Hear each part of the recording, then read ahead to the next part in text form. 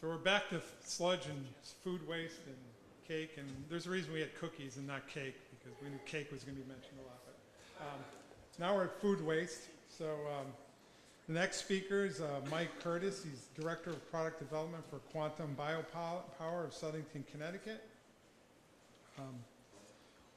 Mike is a BS in Biology from the University of Connecticut, a Master's of Science in Environmental Engineering from the University of Connecticut, and a PhD in Environmental Engineering from the University of Connecticut. Mike Curtis is Director, like I said, Director of Product Development for Quantum in Southington.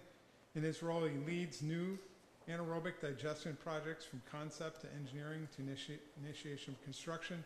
He was previously the interim CEO of Loon Medical and has co-created two startups, Engineered Carbon Solutions, creators of an innovative fuel product for use in home and facility space heating, and Simplified Energy Solutions, a product development and alternate energy implementation firm. His role as energy entrepreneur is the basis of a strong relationship with his numerous municipal and industrial concerns. Dr. Curtis was Executive Vice President at Fuss & O'Neill. Everyone knows that's a fairly large 280-person engineering company. His role has evolved from project manager in the Industrial Services Group to Director of Strategic Development, leading the firm in new ventures and startups. So I'd like to introduce Mike.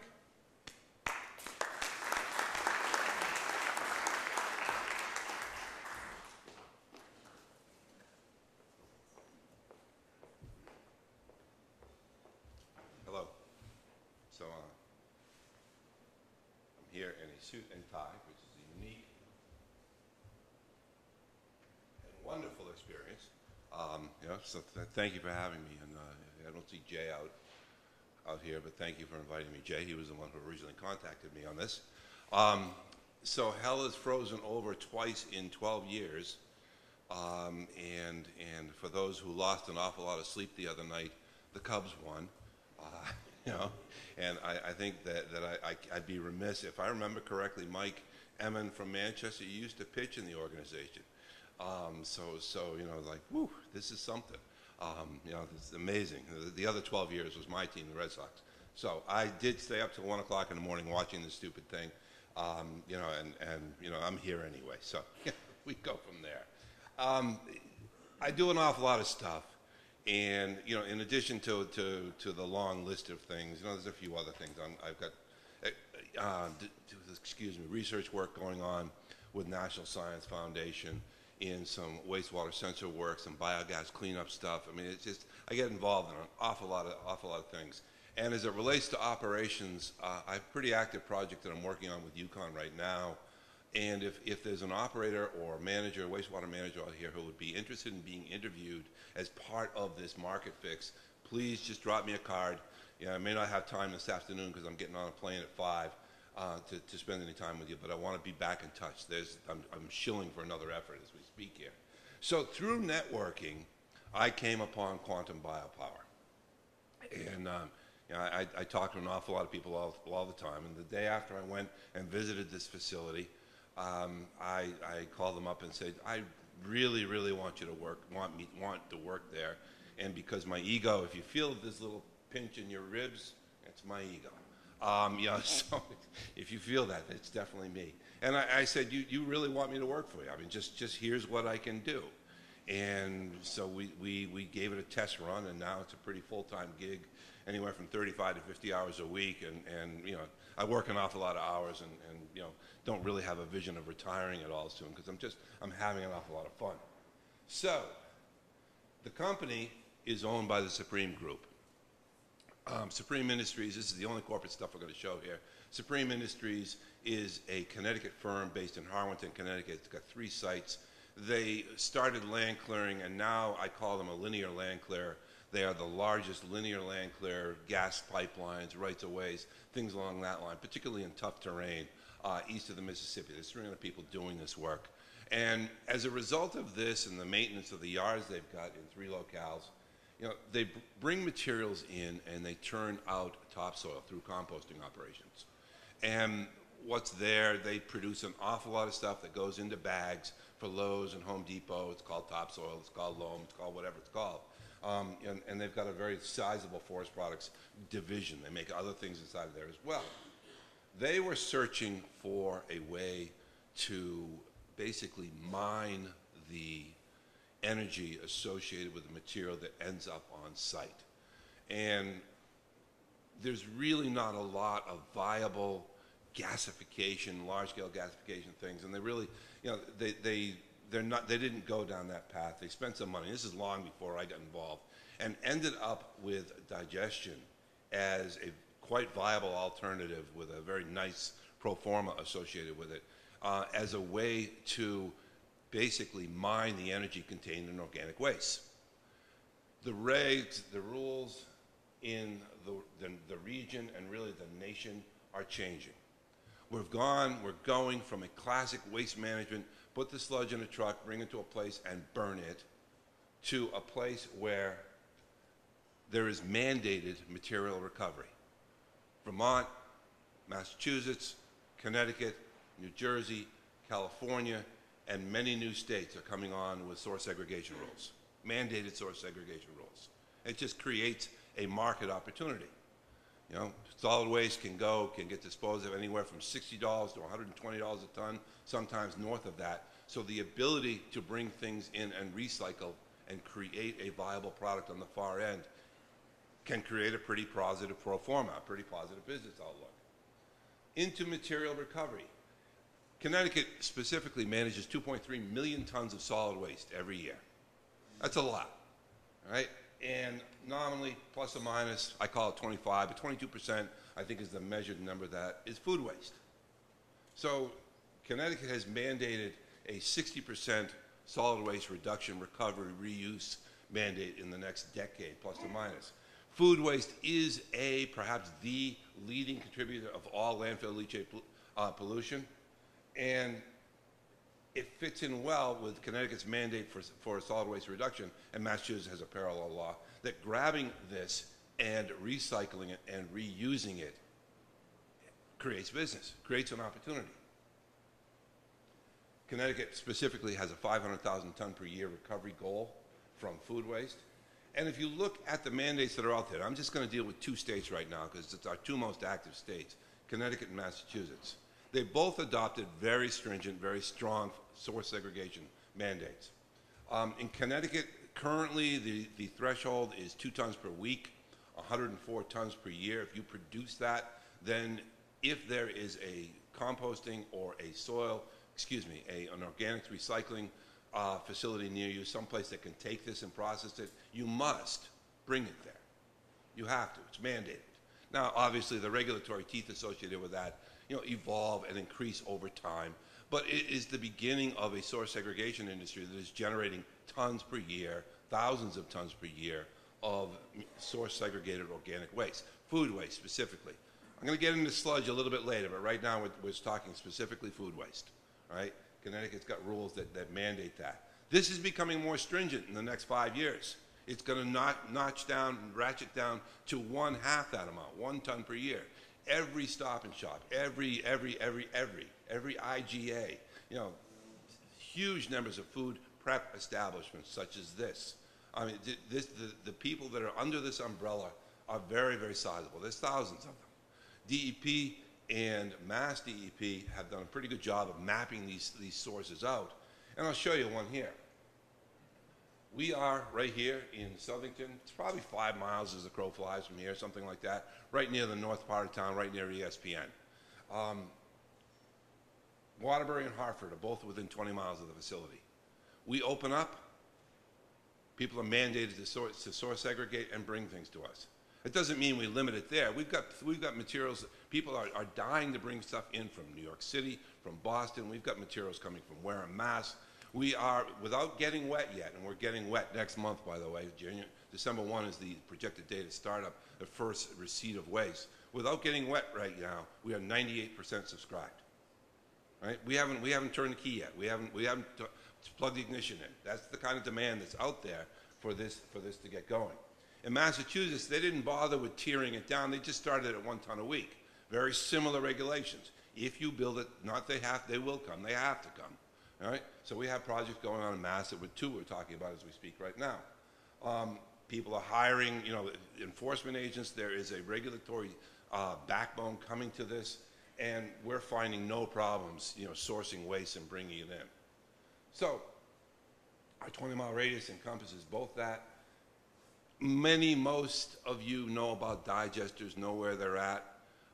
In my tongue-in-cheek, a little sarcastic opinion, the federal government spent a lot of time getting rid of digesters in the nation and region, advising against it, going against it, not funding them. There's a whole series of things that happen there. And in the United States currently, and that has bottomed out and is going back up, by the way, in a big way. There are 2,000 digesters plus or minus in the United States. Many of them are on the ag side at this point. That number is growing rapidly. It really is. But just as a comparable, Germany, which is about the size of Montana, if I remember correctly, has 7,000 digesters. They grow crops to bring them in, put the materials into digesters in Europe. All right? So Orlando, Florida is a site that is pretty well storied, was owned by Harvest Power. There's a large facility in San Jose, California.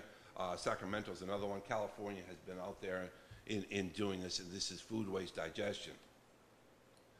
And this is a sister facility to us. If you go up Route 229, which is 2 exits to the east, go north, you will see the site. It's right there, visible right from the road, right? But it looks a lot like this. We are near complete with construction of a 40,000 ton per year, 1.2 megawatt cogen facility digester, a merchant plant in Southington, Connecticut. We will be online, I put it in bold, next month. Because we look at it and say, holy, the startup is out there. Fortunately, I'm not on the startup side of things. That's a good thing because the plant needs to operate, and I'm terrible at that, okay? I can talk all night long, and I have, and I do, but if they were relying on me to help start up, they'd be in a world of hurt, all right? So the plans are, and this is where I come in, to initiate 3 to 5 new projects in the region in the next 12 months. We've got 2 going now. All right, so that number may become 4 to 6, but there's a bandwidth concern. We are, even though we're a sizable group, we're very well funded. There's still bandwidth. There's people bandwidth, and you can only do what you can do in the time frame you've got to do it. And we all want to have lives outside of talking food waste digestion. So we do, all right. So what do we look like? This is kind of a cartoon of our facility, but it's a pretty good layout of where we're at. As I say, if you drive up Route 229, you look to the left as you're getting there before you hit the Bristol line, you will see the plant. It's right there. You will not miss it. It's the large mesophilic system is highly visible. So we've got the receiving side. In blue, we can bring very, very large trucks into this thing. It's a high bay. These things can come in either totes or what have you. We encourage trucks that simply roll up and roll back into a receiving pit. They back into this site. This is, as I say, off of 10, we're dealing with probably 10 trucks a day coming in with materials, plus or minus, 25 tons per, as it were. We're bringing in nominally 150 tons a day of material, 40,000 tons a year on 5.5 days a week. These things come in and they back up into the facility, and this is the receiving pit. We do not have a tipping floor, we have a pit, all right, such that odors, where everything's under negative pressure, and odor control is paramount. Right? We can take, by the way, in a business decision was made before I got there, but it's a good one. We can take packaged materials. We can take the peppers that went bagged in the styrofoam and plastic and separate the materials from that. We can take cans of tomato soup that fell on the floor as a pallet and separate those. We can take bottles and separate the glass. Obviously, tipping fees are higher when there's a lot of solid waste generation, but we can take materials out that are already packaged, pull the materials out there, digest the materials, and recycle the solid waste stream as it can be. We're trying to create an emulsification. I had a favorite word with my son back when he was about 3. He's now 26, and it was called yuckamuck. You know, and then so we're creating, you know, 150 tons a day of yucca muck. I mean, it's just, it's sweet stuff that we're creating down in the pit. Continue on, these materials get held over, get pushed over. The first tank on the top left is a holding tank. It's visible from the road. The second tank is also visible. It is a thermophilic tank that runs, you know, it's basically acidogenesis, volatile acid creation inside of there. And the last one runs partway between thermophilic and mesophilic. It runs at about a $1.20 F. It's a methanogenesis tank. Basically, that's where the bulk of the methane gets produced. The materials spend fully a month in these 3 tanks. You know, so these are if you're bringing in 150 tons a day, this is a lot of these are big tanks. They're quite visible, and they're processing a lot of waste. All right. We're moving materials back and forth. The pumping system's in there. It's pretty slick. It's cool stuff. Everything's Class 1, Div 1 inside of here. You know, the explosion proof, because we got a lot of methane, you know, that we don't want to float around, but that we're producing. You know, things that go boom in the night, we don't want that to happen. Okay, we continue on, and once the gas gets created, you know, perhaps it's a robust cleanup system. We are certainly looking to dry the material. We are certainly looking to remove hydrogen sulfide. We do run it through a little bit of carbon, just because in case there's anything along the lines of siloxanes or anything like that in there. But it's really not a contaminant of concern as we speak. We're not dealing with sludge at the point, so we're not terribly worried about siloxanes. But we do have a small GAC system right in front of it. And then we bring it into this right here, which is a pretty, I'll show you pictures of it. It's a pretty significant combined heat power unit. 1.2 megawatt unit. It's a Caterpillar company that you know is from Germany. And the reason we chose that, there were other alternatives. We looked at fuel cells. We looked at a whole bunch of things. But there were other things, you know, that they guaranteed meeting the air limits, which is an important thing. You know, NOx creation is very low. And then something that is my next year's effort, and we'll wax philosophical in a sec as it relates to the wastewater side of things. We've generate plus or minus 25,000 gallons of water a day, you know, as we separate these materials. Obviously, with a 30-day holding time, we have to waste about 3% of the material a day, plus or minus, over the course of a month, a little bit north of 3%. Right? It goes into that red tank on the side. It gets pumped into the wastewater side where the solids get separated from the liquid. The solids, we're recycling. We have very viable and hopefully payable options to recycle these materials as soil amendments. So we're taking a food waste and completely recycling the solid fraction of it. Next year, we are going, hopefully, to recycle the liquid fraction. That's not this year's battle. This year we just want to start operation. So what we've got here is we are being mandated, we're operating under a general permit, and we're being mandated, one, to remove phosphorus and nitrogen to levels that are consistent with sewer discharge limits. It's a very rich stream that comes off of the centrifuge that's here, right? A lot of carbon, a lot of nitrogen, and a lot of phosphorus. We knock it down. I'll show you some numbers as we get in here. Okay, so from the food waste perspective, we take it all. You know, we are certainly dealing with pre- and post-consumer waste. Obviously, you get a lot of plastic forks. You know, we've got ways to remove those. You get a lot of various contaminants that is associated with that on the left-hand side. We are asking for contaminated materials as it relates to package waste. You know, if something has gone bad, if Stop and Shop or whoever has something that has gone bad on the shelf, bring it to us. Put it in a dumpster and bring it to us. We've got the way to separate it. It's not manual in the slightest. It's a mechanical system. You know, these materials get emulsified and screened, and the screening leaves behind the contaminants. We are very, very much looking for fog. Fog is not deemed to be sludge. Fog is, as it relates to biology, biocandy. It really is a highly, it's you know, biological fuel. You know, if you've got fog that you're creating from scum tanks or centralized collection systems, yeah, we'd like to talk to you. You know, we need to get it segregated. I can't mix it with sludge. But yeah, we're very much looking for fog. All right? Doesn't mean we'll pay, but you know, we very much want it, and it's a viable option to get it to us. Dairy and beverage waste, bottled, not bottled, sure. We're dealing with a lot of dairy concerns. All right? And food processor waste. Well, everyone wants this stuff. I mean, it's great to go to the big food processors and get all their waste, but they're also realizing there's a paradigm there that they're realizing, we could have something of value here. We still want to reduce less waste, but we don't have to pay as much to get rid of it. So that bottom right one is something that all these people who are developing these systems want. All the people who are co-digesting sludge and food waste want that stuff on the bottom right, because it's pretty much contaminant free. It's high in energy. You know, it's a good material to have. So, here's where we are. Trucks come in, they load their stuff into a big pit. Swings up, swings down, et cetera, okay? Nothing terribly imaginative about that, and it's pretty messy. You know, the areas around it, inside the pit, if you know, it's as clean, right now there's nothing in it. It's as clean as it's ever going to be, ever.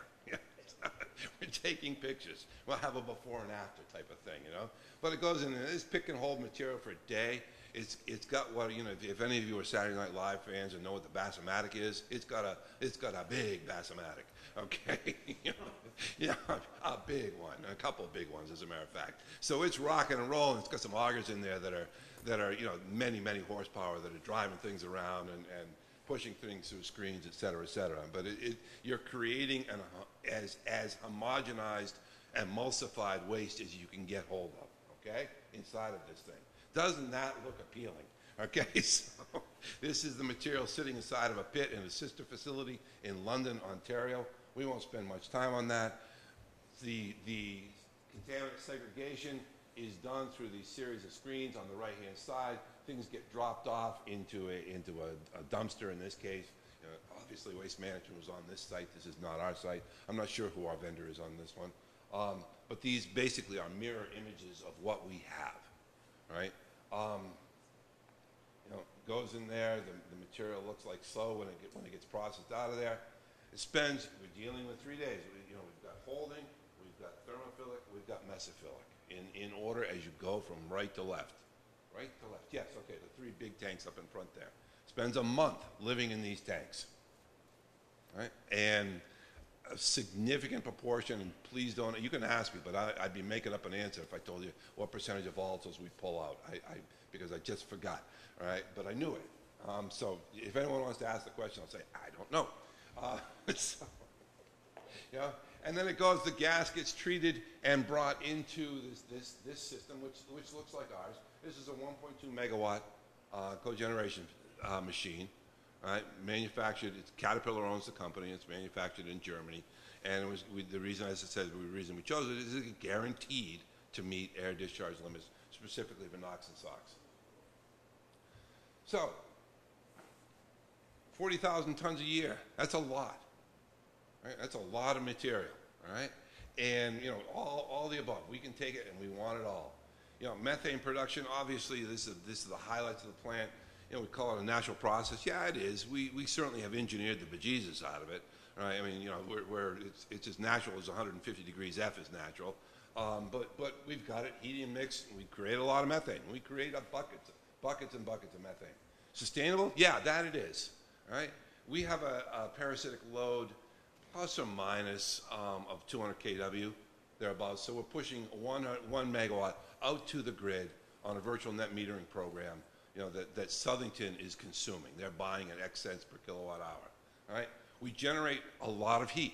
Much of that heat, particularly in the months of February and January, go back into keeping the reactor warm, preheating the food waste as they're coming in, as you would guess they will. But we still are generating more heat, even in those months, than we use. You know, I came up with the bright idea, you know, that this burgeoning marijuana industry, wouldn't it be great to keep a greenhouse warm? And no, we're not doing that. So yeah, it's like, yeah, so whatever. You know, it's like, but it'd be great to have urban farming next to one of these things, where you know, you basically you take care of heat concerns for a pretty sizable facility. That's a pretty good result from some of these, because we are wasting heat even in the month of February. Right, and on the far end, we are indeed as close to a complete recycle facility as we can make ourselves right now. The compost on the far end, with the 10,000 tons per year of digestate solids on the far end, have long since lost their identity. They're no longer what they were. What is left is fibrous material that the bacteria simply couldn't get at, and bugs.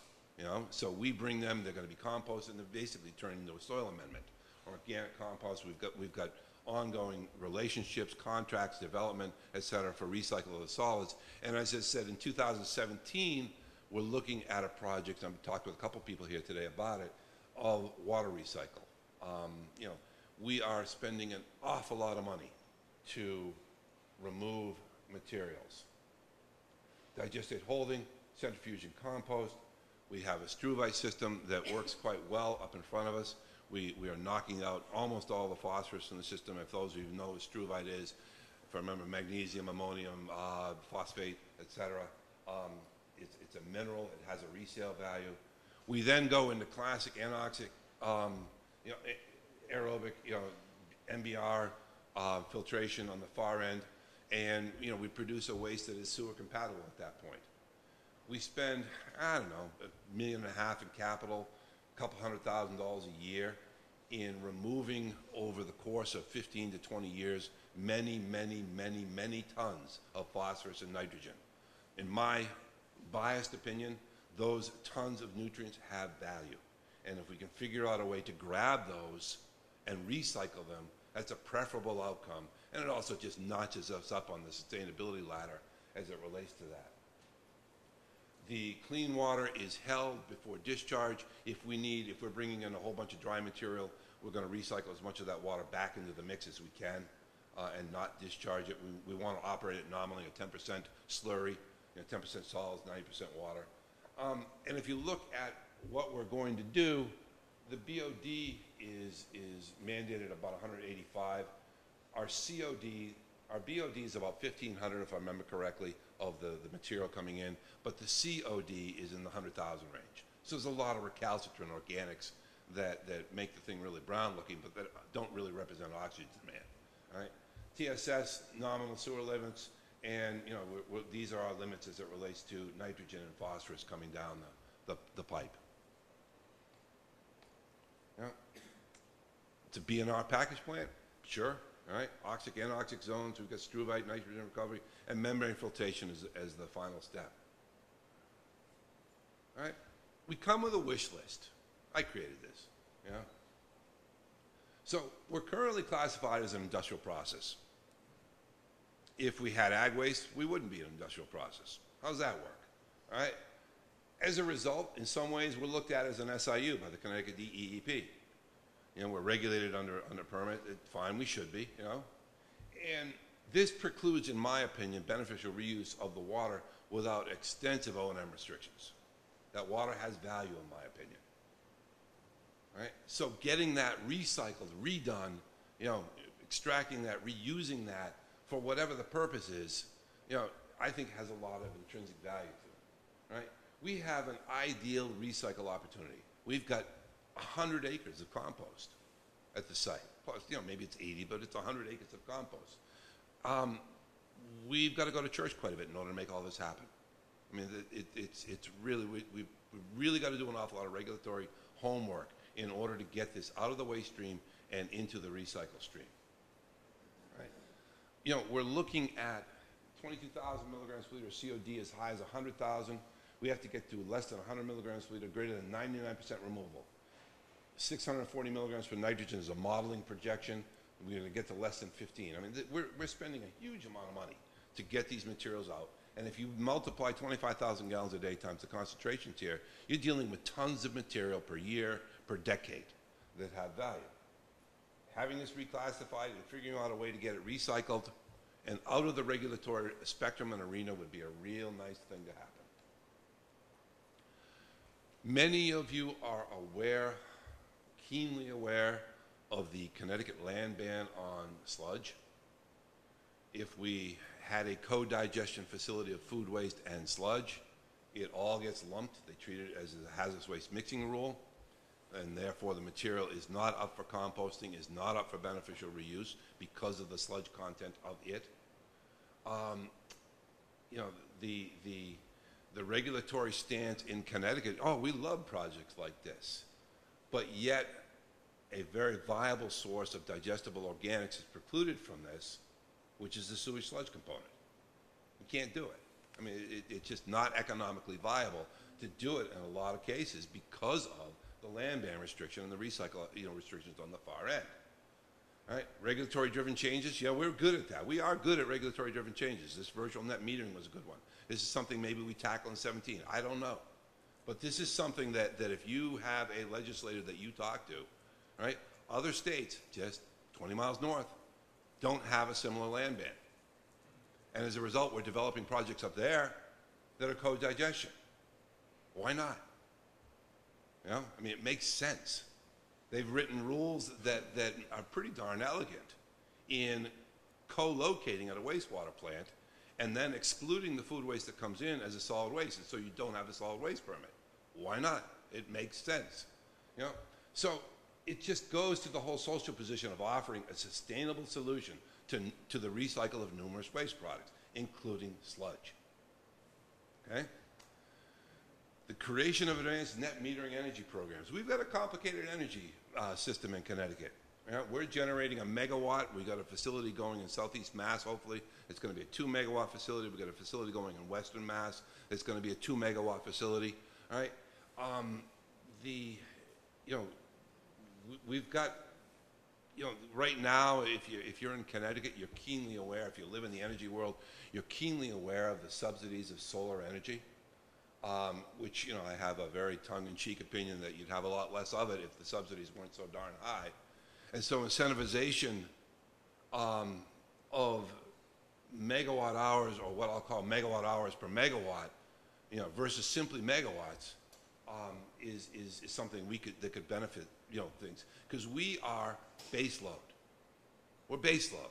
We are part of the energy landscape at 3 o'clock in the morning when the sun's in. We're part of it in 3 o'clock in the morning on a summer day when there's no wind, right? We are base load. Should that be treated better than something that goes away when the sun goes down? I think so.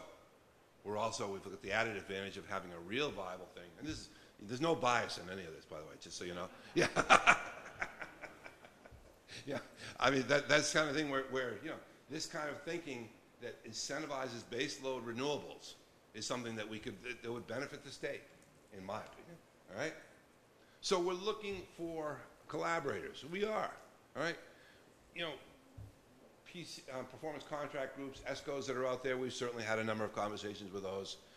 Large-scale waste generators, people with FOG in the audience who want to see this happen. SBIR collaborators, I've got an awful lot of that going through. Energy thought leaders. Suppose we didn't generate power but simply generated renewable gas. If that was part of the renewable portfolio standard that the state is mandated to meet, that might be a real viable outcome. Right? There are places where gas makes a lot of sense as opposed to power. So, in summary, 3 to 5 projects. I should say 16 to 17. They're all around population centers. We're not going to be in Salisbury, Connecticut. All right? I'll guarantee you. All right? There's just not enough people. And there are grid tie-in complications. We would like to locate, wherever we can at wastewater treatment facilities and allowing behind-the-meter approach. Not sure that's viable. All right, we'll see how all that works. All right, and when we go to a town, if any of you want to go back to your, local town and talk this up, I'll come down and talk with pretty much anyone anytime. That's not quite true, but I'll come down and talk to a lot of people. All right. We're looking for, what I'll call one-stop shopping. I'm not looking to win a beauty contest to get into town. We've got enough opportunity where people who would really like to see us there.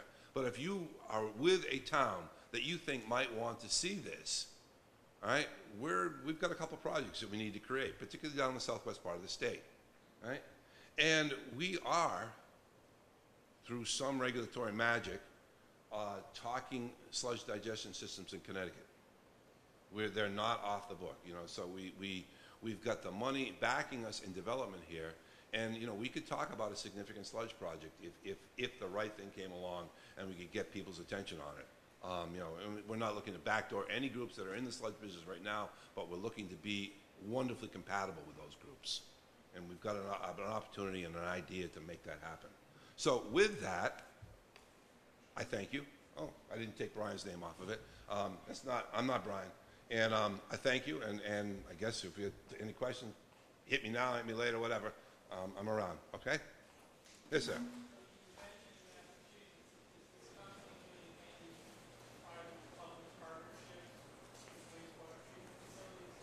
Yes, we've got one going in Western Mass. It's precisely what we're doing. We're co-locating with a plant in the western part of the state, and we are coming in with private investment dollars and basically look like the sludge processing part of the wastewater plant. The permitting is elegant in the state, and I mean that, where the only permit we really need outside of air, because you need an air permit, is what amounts to plans and specs approval for taking the sludge this way and taking the water back. And they're going to look at the plans and specs of the system, et cetera. But there's no solid waste reduction permit, et cetera, et cetera. So we're co-locating, adjacently locating on city land, adjacent to a wastewater plant in the western part of the state with private money, and we've been welcomed with pretty much open arms. Now, I will add one thing, which is this is a municipal utility, not a investor-owned utility town. And they have a little bit more largesse as it relates to the ability for tie-in. So, good question, though. Other questions? Well, with that, thank you very much. I had fun.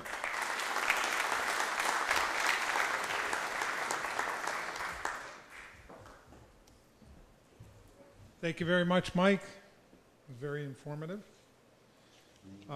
Just a couple of announcements before we wrap up here. One is, please make sure you fill out your sheet that let us know how we did, let us know how the speakers were, anything we can do better. One, as you may notice if you come to these before, noticeably absent was the DEP update. We really appreciate DEP's attendance. We'll thank Roland for doing the panel discussion. Denise is here. We didn't do that because we're trying to collaborate and have the two organizations. CWPAA has the Managers Forum, which is November 17th, I believe. 17th, right, Jay? Okay.